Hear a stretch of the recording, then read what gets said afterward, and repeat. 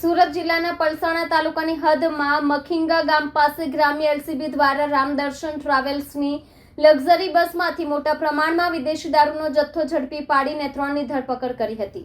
Palsana police સ્ટેશનની હદમાં આવેલ માખીંગા ગામે એલસીબી સુરત ગ્રામ્ય દ્વારા ચલાવાયેલ અચૂક કામગીરી દરમિયાન રામદર્શન ટ્રાવેલ્સની લક્ઝરી બસ નંબર GJ18AZ9030 માંથી મોટા પ્રમાણમાં વિદેશી દારૂનો જથ્થો ઝડપી પાડવામાં આવ્યો છે। બસની ડીકીમાં પ્લાસ્ટિક વેસ્ટ મટીરીયલ વચ્ચે છુપાવી રાખેલા વિદેશી દારૂના પાર્સલ સાથે કુલ ₹39,28,28,642નો મુદ્દામાલ મળી આવ્યો હતો।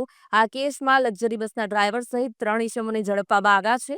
આ કાર્યવાહી પોલીસ મહાનિરીક્ષક પ્રેમવીરસિંહ તથા નાયબ પોલીસ મહાનિરીક્ષક હિતેશકુમાર જોઈસરના માર્ગદર્શન હેઠળ એલસીબી ઇન્સ્પેક્ટર RB ભટ્ટોની ટીમે અમલમાં મૂકી હતી। મળેલી ચોક્કસ બાતમીના આધારે માખીંગા નજીક નાકાબંધી કરીને બસને રોકી ચેક કરવામાં આવી હતી।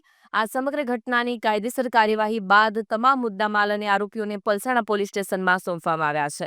સત્તાર શેખનો રિપોર્ટ, આઝાદ ન્યૂઝ।